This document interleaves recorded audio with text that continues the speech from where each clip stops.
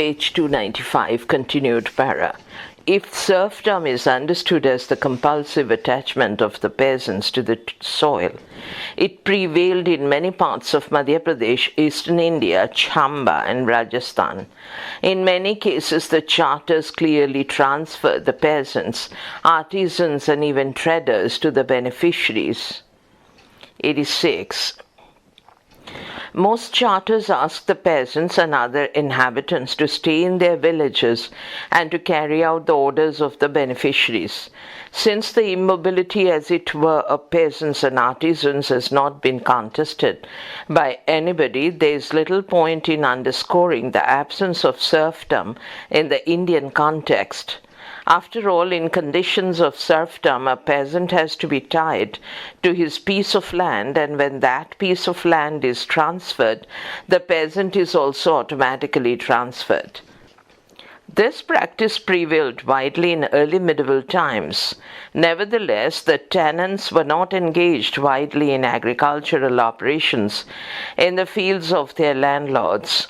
If it is argued that peasants were not employed in production, but in building forts, roads, temples, and massive and impressive structures, page 296, we may say that all such grandiose projects were undertaken by the landed aristocracy, chiefs and princes to inspire awe in the people with their grandeur and majesty.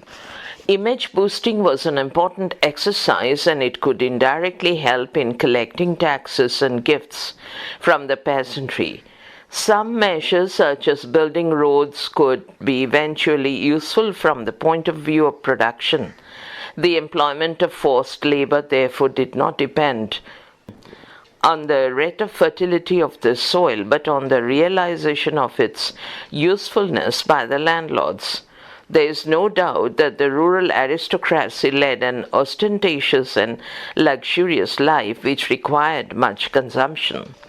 Although we cannot measure the rising expectations of the landlords, we notice indications of a growing life of luxury. Para. The practices of forced labor, sharecropping, and the leasing of land were promoted and supported by social institutions and inhibitions. The law books asked the Brahmanas not to take to the plough. It seems that the upper caste people could not transplant paddy, 87. Naturally, even a small holding which could be managed by the family needed labor which could either be sharecropping or forced labor. In such a case, it is immaterial whether the soil is less or more fertile, for at any rate labor will have to be drafted from outside the family unit. Lack of labor power and plenty of land create conditions for introducing an element of compulsion. But this can happen only in a particular socioeconomic formation. The lack of labor in socialist and even capitalist countries does not necessarily lead to forced labor. Para. It is held that the excess labor potential of a family in relation to the land owned by it leads to feudal conditions, but the utilization of one's labor capacity may not necessarily produce a demand for forced labor. This labor can be invested in auxiliary crafts to meet agricultural and domestic demands. But what is more important, if the needs of the landlord are met otherwise through rents and gifts, why should he assume the direct and onerous responsibility for cultivation and mobilize labor power for that purpose? At present, we have no means to measure the needs, demands, and expectations of the landlord, page 297, which may vary region-wise and period-wise. These needs could be easily met by the landlords, for the provision of the charters empowered them to depart from customary and established taxes and to impose and introduce new levies and new forms of forced labor. Para. It is repeatedly stated that no new mode of socio-economic formation can appear as a result of political, administrative, and judicial measure. 88. But although such measures are forced upon the state largely by internal developments, they do create a new socioeconomic formation. The king in ancient India symbolized state authority, and the state was backed by priests and warriors who lived on the surplus produced by the peasants and supplemented by the artisans. This socioeconomic pattern was upset by the social crisis of the Kali age. Although the use of force and restoration of the Varna system were recommended, these measures alone were not enough to cope with the critical situation. Since it was difficult to collect taxes, it was not possible to run the state and to pay the priests, the administrators, the army, and numerous officials. Apparently, as an alternative, the practice of land grants, which was not unknown in early times, was widely adopted in a major part of the country, particularly from the 4th and 5th centuries AD onwards. It will therefore appear that we have an indication of a crisis in production relations which may not be unconnected with changes in the mode of production. The fact cannot be discounted that trade 89 and urbanism 90 suffered a distinct decline, and the absence of gold coins for 3 centuries from the 7th to the 10th and paucity of other types of coins 91 are well known. There is practically no indication of the use of slaves in production. All these are presages of change in the methods and relations of production. Hence, the production system as a whole was afflicted with certain maladies which compelled the state to convert land/land revenues into a general mode of payment for religious and administrative services. The grant system relieved the state of the heavy responsibility of collecting taxes across the countryside by its agents and then of disbursing them in cash or kind. On the other hand, priests, warriors, and administrators were urged to fend for themselves in the villages they were assigned. Page 298. The system also relieved the state of the responsibility of maintaining law and order in the donated villages, which now became almost the sole concern of the beneficiaries. Therefore, it would be wrong to assume that political, administrative, and judicial measures which created new property rights in land were undertaken by the state entirely on its own. The social crisis apparently led to the withdrawal of slaves from production and the provision of land for them as tenants and sharecroppers. This explains to a large extent the elevation of Shudras to peasanthood and their participation in rituals. It seems that landowners converted Shudra laborers into peasants and themselves became landlords living on rents. The substantial Gahapatis of the age of the Buddha probably became landlords. That the village headman tended to become a landlord has already been shown, 92, although the causes of this transformation need investigation. The socioeconomic formation that emerged as a result of the appearance of a class of landlords and that of a subject peasantry had its limitations. The peasants were accustomed to giving certain taxes and services to the state, and if the demand of the beneficiary was confined to those claims, in normal times routine payment would continue. But the beneficiary would impose proper and improper taxes, fixed and unfixed taxes, collect, quote, all unquote kinds of taxes, and what is worse, he could make additional impositions which were covered by the term RD, ADI, or etc. Para. In certain areas, they could also introduce new forms of forced labor. Above all, communal and agrarian resources either enjoyed by the peasants were transferred to the landed beneficiaries. This situation caused constant conflict between those who claimed rent on the strength of their royal charters and others who claimed immunity on the basis of customary and immemorial rights, which would certainly be known to local people, but because of their illiteracy could not be shown in black and white. Hence, there was bound to be constant friction, tension, and struggle between the landed beneficiaries and the servile peasantry. This may have led to litigation between page 299, beneficiaries, and between the beneficiary and the peasants.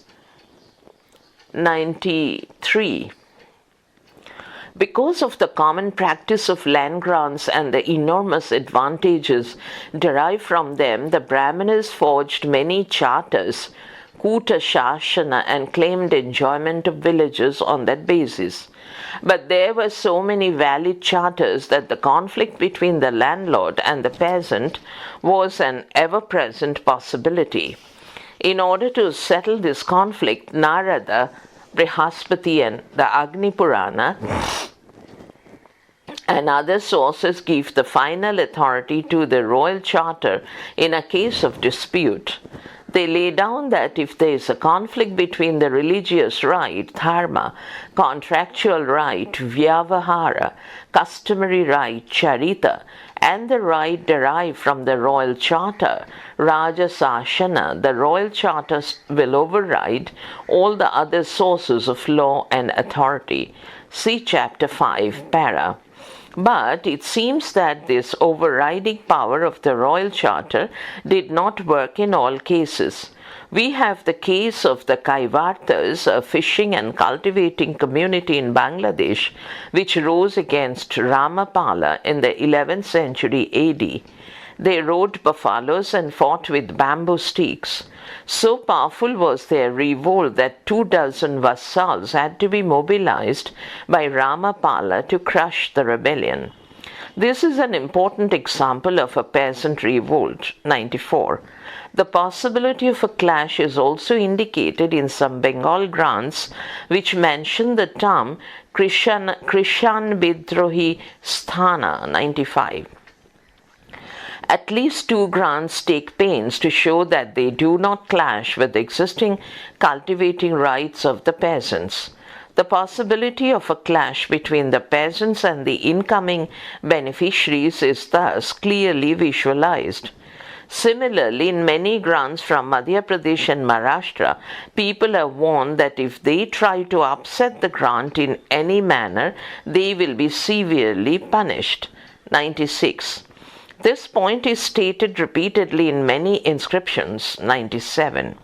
In some cases, this threat is directed towards royal officials, but mostly it is a general threat meant for everyone.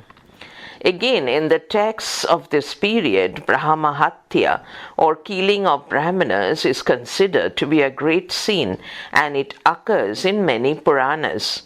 The murder of a Brahmana gains importance in early medieval times, apparently because he happens to be a landed beneficiary and therefore an oppressor. If we look at the distribution of quote, hero stones unquote, in Karnataka and other parts of South India,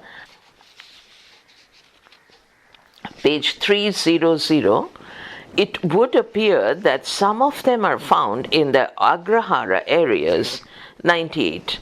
This would again suggest that open conflict appeared between the beneficiary of the Agrahara and the peasants living there. In the case of Karnataka, R.N. Nandi has collected evidence which suggests some collaboration between the Brahmanas and the peasants in the beginning, but open conflict between the two later. 99. D.N. Jha refers to several instances of conflict between the peasants and the beneficiary landlords in Chola inscriptions, particularly after AD 1000. 100 para. Although we can see and visualize the polarity between the central state and the smaller ones, between the various types of beneficiaries and between the landed magnates and the cultivator, the human factor operating in these polarities is not revealed clearly in our sources. It is thought that the peasant's independent control over his process of production prevented acute social tension. 101. But as shown earlier, this control was more dependent than independent. The multiplication of the existing units of production in new areas could obviate occasions for open conflict leading to change. But to a large extent, the apparent stability was promoted by other factors closely linked with the system of production, especially with production relations. The caste system, with its features of hierarchy and superiority, not to speak of untouchability, provided ritualistic and ideological sanction for the production and distribution system. The proliferation of the Shudra peasant caste went apace in medieval times.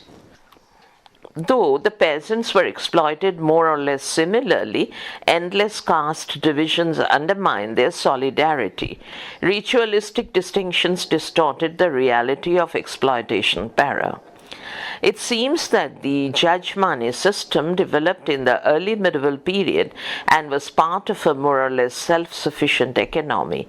At the end of the harvest, on the threshing floor, portions of paddy were given to the guards, brahmanas, rulers, and the various kinds of laborers indicated by the term Vrityabharga-prasanam 102. The Brahmanas, who controlled many estates, played a crucial ideological role in penetrating the consciousness of the peasantry and making the latter behave as the Brahmana, and would like them to adhere to rules. Page 301.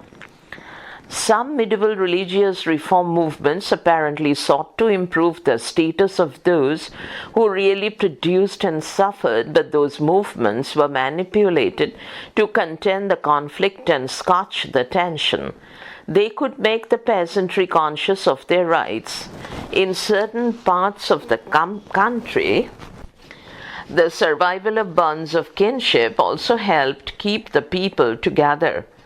The feeling that the people belonged to the same lineage, clan, or tribe, irrespective of their status as landlords or peasants, worked as a cohesive factor. This may have happened particularly in Rajasthan and the Himalayan areas. Classes with conflicting interests were kept together through the performance of puja, japa, vrata, samaskara, prayaschita, pilgrimage, and through prospects of heaven and hell. The all-pervasive influence of astrology, Jyotisha, and that of the doctrine of Vedanta kept the people reconciled to their lot. All these factors brought people of opposite interests together. Para. Harbans Mukhia believes that a lack of, quote, concentrated social effort, unquote, blocked changes in the means, method, and relations of production. 103. We may not know much about the social effort, but we can certainly identify significant changes in the mode of production in early medieval times. This period was undoubtedly an age of large yield and great agrarian expansion. 104. It is possible to count hundreds of states, particularly in those areas which had never witnessed the rise of full-fledged states. A state presupposes an assured source of income which can enable it to maintain a large managerial staff. This would not have been possible without an agrarian base strong enough to pay for the press, officers, and soldiers. Para. Urban contraction was an important cause of the dissemination of technology in rural areas. Western India provides many examples of the migration of town-dwelling Brahmanas to the countryside where they were given land by the ruling class. 105. Backward regions would benefit from the introduction of better knowledge of agriculture by the beneficiaries. Agriculture would also benefit from the ready availability of artisans migrating from decaying towns. Para. Wojtila, Wojtilla, Wojtila, a specialist in early Indian agriculture, informs me that many manuscripts were written on the subject between the 8th and 18th centuries, page 302. They belong mostly to peripheral areas where they suggest the spread of farming. Several texts on agriculture, such as the Krishi Parashara in the North and Kamban's book Irupatu, Erelupatu, Irilapatu, in the south were composed in early medieval times. Kashyapa's Krishi Shukti, though found in the south 106, could be a work of a paddy producing area either in the north or the south. The Vriksha Ayurveda of about the 10th century recommends recipes for treating diseases affecting the plants, 107. Apart from special attention given to horses, 108, which were in great demand by chiefs and princes for their cavalry and personal use, animal husbandry was improved because of advances made in the treatment of cattle disease, 109. In addition, detailed instructions regarding agriculture appear in the Brihat Samhita of Varaha Mihira, the Agni Purana, and the Vishnu Dharmottara Purana 110. When compared with the Arthashastra of Kautilya, these texts show a distinct improvement in seed, the three-crop system, irrigation, manuring, etc. Three crops first mentioned by Panini were known widely, 111, and now better seeds were produced, 112. Meteorological knowledge based on observation was far advanced in the Krishi Parashara, 113. Knowledge of fertilizers improved immensely and the use of compost was known. Some other innovations in agricultural techniques may be noted. The Brihadhala, or big plough, mentioned in a 10th century inscription from the Ajmer 114 area, may have been an important instrument in breaking difficult soil in certain parts of the country. Equally advantageous to agricultural processes may have been the use of the pounder, which was in use in Pala times, 115, para. More importantly, irrigation facilities were expanded. The law books lay down severe punishment for those who cause damage to tanks, wells, ponds, and embankments, 116. The construction of the Vapi step well became very popular in Rajasthan and Gujarat. Its importance is also underlined in the work of Kashyapa, 117. V.K. Jain has prepared a map in which he has shown the distribution of the Vapis in Western India between the 11th and 13th centuries, 118. A large number of Vapis of the 10th and 11th centuries are also found in the Mehrauli area of Delhi. It is interesting to note that the term, page 303, Vapi is derived from the Sanskrit root vap, which means to sow. Clearly, step wells were meant for irrigating fields, but they would be equally useful for supplying drinking water and also for irrigating gardens.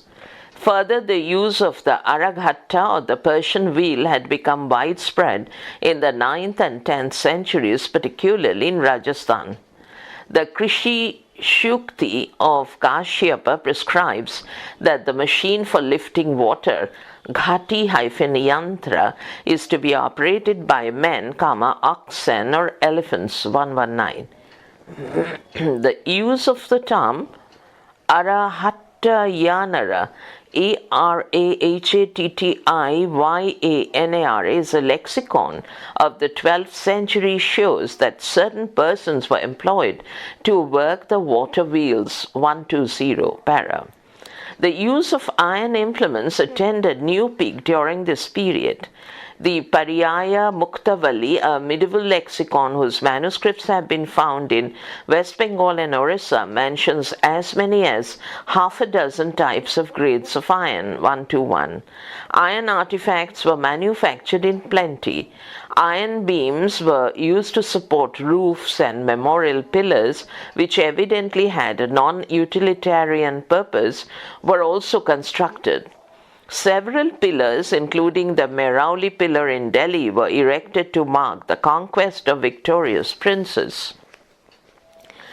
Para. The increase in the number of varieties of cereals, including rice, wheat, and lentils, as well as fruits, legumes, and vegetables, is striking. This can be inferred not only from the Amarakosha but more so from the Pariyaya Muktavali 1-2. According to the Shunya Purana, more than 50 kinds of paddy were cultivated in Bengal. 1-3. It will thus appear that the introduction of new crops, expansion of irrigation facilities, and innovation in agricultural techniques contributed to the growth of agriculture. Para. It seems that agriculture and agrarian settlements in the Middle Ages received special attention from the rulers, landed beneficiaries, and immigrant artisans. The knowledge of irrigation techniques, paddy transplantation, preparing fertilizers, weather conditions based on observation, various kinds of cereals, as well as some other aspects of agriculture, were systematized and diffused in various parts of the country. Para. Apart from the foundation of numerous states, the various medieval texts suggest an enormous increase in agricultural production.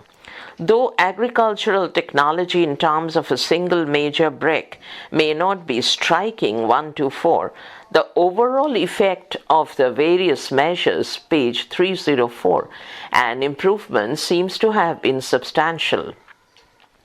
However, mere increases in production may lead neither to stability nor to structural change. For this, certain other conditions, including the growth of necessary consciousness, may be needed.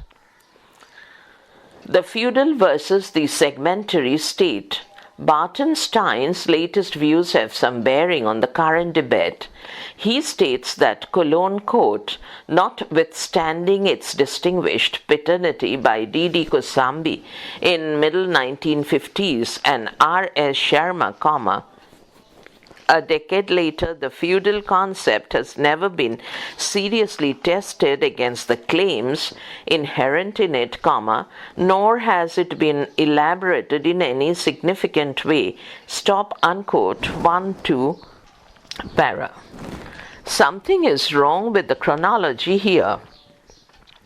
My, quote, Origins of Feudalism in India, circa AD 400 to 650, unquote, was published in 1958, 1-6, and not, quote, a decade, unquote, after Kosambi's work, quote, in middle of 1950s, unquote, stop.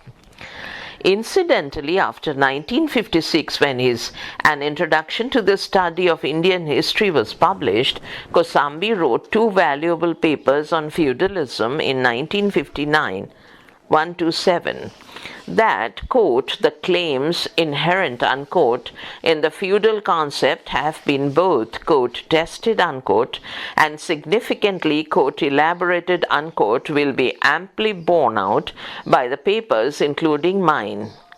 Since then, new dimensions of the subject have appeared in several other publications. The feudal model is being fruitfully applied to the study of art, religion, the caste system, and the language and literature of medieval times. That the feudal model made its impact on researchers is recognized by Harbans Mukhia, a great critic of Indian feudalism. According to him, quote, R. S. Sarma's persuasive scholarship has indeed inspired a large body of literature on Indian, double quote, feudalism, double quote, unquote, written along the lines suggested by him, unquote, 1-8. Yet the concept of Indian feudalism is called a, quote, convenient residual position, unquote, stop. If it means an unaccountable position, it will continue to be so as long as the person who coined the phrase refuses to take account of the work done on the subject. Serious scholars must not shut their eyes to early relevant publications. Para. Feudalism is denounced as an, quote, article of left historiographical faith, unquote, stop.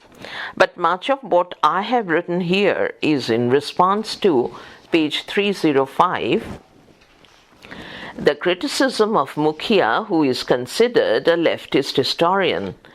I also know of a few other similar critics. To attribute feudalism to leftist thought betrays an appalling ignorance of the work of reputed researchers such as Devangana Desai, Lallanji Gopal, N. Karashima, T.V. Mahalingam, Dashratha Sharma, Niharanjan Ray, and B.N.S. Yadava 129, who can by no means be labeled, quote, leftist, unquote, stop. They have applied the feudal analogy fully or partly to the Indian state and society of different regions and periods. I would particularly quote Niharanjan Ray, who was known for both the depth and breadth of his historical scholarship. He states, quote, from the time of the Guptas to the end of the ancient period, bracket 12th century, bracket close, the political and social structures of Bengal, and for that matter all of India, was essentially feudal, unquote, 130, stop. However, the declamation of the feudal concept of the Indian context has become an obsession with some Western historians who cannot extricate themselves from the colonial constructs on Indian history presented in a new garb. The importance of kin, caste, religion, symbols, and segmentation is overemphasized, and any comparison with the West European experience to bring out historical specificities and universalities is frowned upon. Some historians of the West and Indologists underline the role of decentralization in early Indian history and assert that Indian rulers were merely masters of roads, towns, and capitals, and not of the hinterland. They would not consider the feudal framework for analysis, although it can explain the mechanisms through which rent was collected from the rural population and remitted as revenue by the feudal lords to the central treasury in medieval times. Para. Stein imagines that Indian feudalism is seen by its exponents only in the context of feudatories found everywhere in pre-modern India. 131. If he cares to go through relevant writings, the deconstructor will discover that those who emerge as landlords either on their own or through assignments made by the central authority constitute the crucial component in the feudal structure. The payment of tribute by the feudatories to the central power depends on its strength, which consequently determines the extent of local exploitation of the peasants. If the tribute is regular, the peasant would be taxed more. Page 306. If it is occasional, he would be taxed less. But the landlords superimposed upon the peasants become regular exploiters whose presence is indispensable to the control of the land and of the peasants who cultivate it. The feudal infrastructure explains the nature of the state and all the other superstructural elements such as art, religion, and culture. Feudatories play but a supplementary role in the whole system. Para. Following Ide and Southall, Stein adds that, quote, comparison with, and even borrowing from Europe had been acceptable, even eagerly sought, whereas merely structural comparison of Indian and African forms gives offense to many Indians, unquote, stop, 132. Here, he not only ignores the importance of the comparative method in historical studies, but also the fact that European history has been taught in India for nearly 200 years. The colonial masters never introduced any African history except that of ancient Egypt or Africa's partition in the 1880s. Indian historians have been influenced by Western writings on European history, but they have not been attracted by such constructs as the one on the segmentary state. The use of anthropology, including anthropological studies from Africa, to explain historical processes is a comparatively recent phenomenon, and yet it is used by Indian historians in the study of ancient India, 133. Therefore, to say that many Indians feel offended by such an exercise is willful distortion. I hope very much that such allegations are not intended to prejudice Afrikaners and educated Africans against Indian scholars, though such an effect cannot be avoided. Para. In his enthusiasm to build a model, Stein propounded the distinction between ritual sovereignty and actual political control in the context of the Chola, quote, segmentary, unquote, state. But the myth of the ritual sovereignty of the Cholas as distinct from actual political authority exercised by its different local centers, segments of power, was exploded by several scholars, and now it has been wisely abandoned by its expounder. Stein is, quote, now convinced, unquote, that, quote, the distinction is incorrect, unquote, and that political authority forces a lord to foster, ritual actions and services, 134, stop. Since I happen to be older, I reached this conclusion in 1954, 135. Para. The supporters of the segmentary state appear comfortable in a world of make-believe. To prove a theory or to refute it, page 307, depends on the nature of the supporting evidence. The attempt to project the segmentary state as a model for the early Indian state and society has proved to be abortive.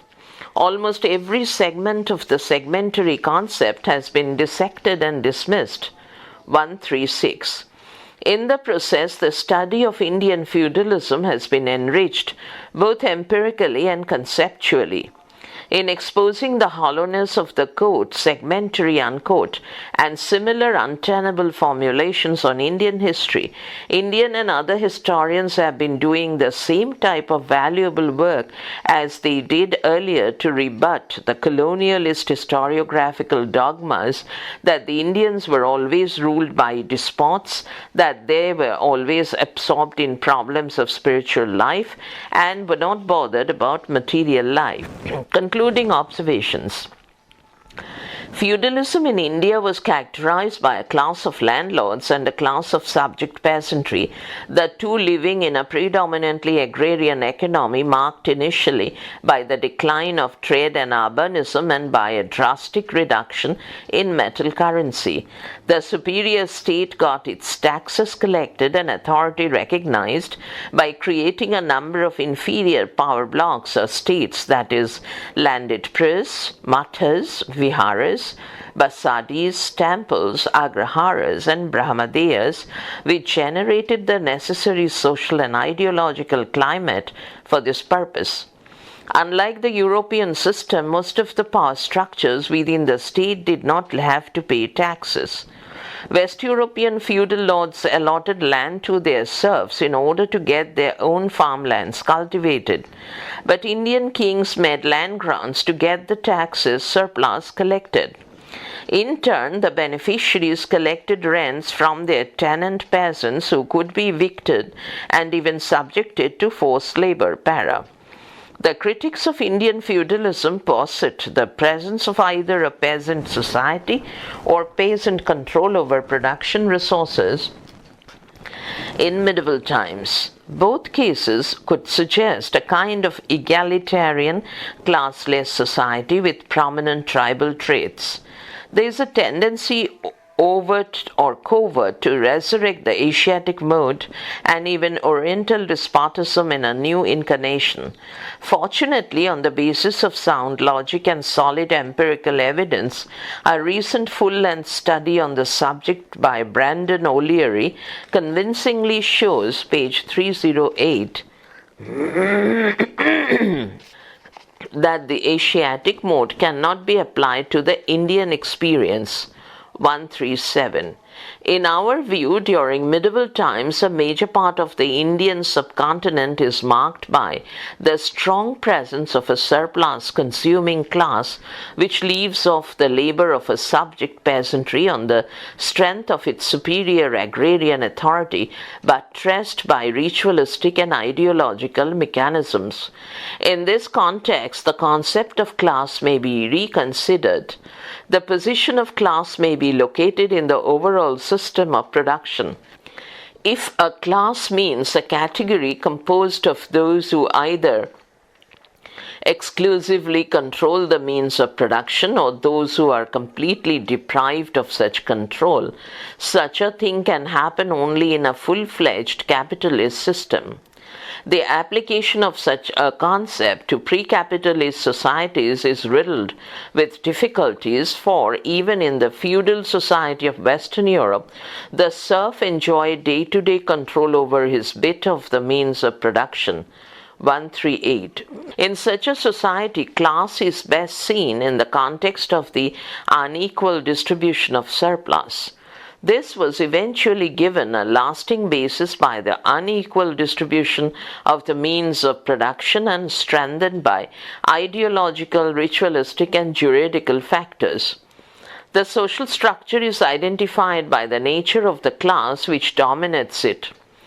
Ecological factors influence the development of material culture but do not determine the form and nature of the social structure. Several countries have similar climatic conditions but dissimilar social structures. Therefore, to attribute such structural phenomena as the absence of serfdom or the longevity of peasant autonomy to the carrying capacity of the soil is to ignore the potentialities of social dynamics. Next, notes.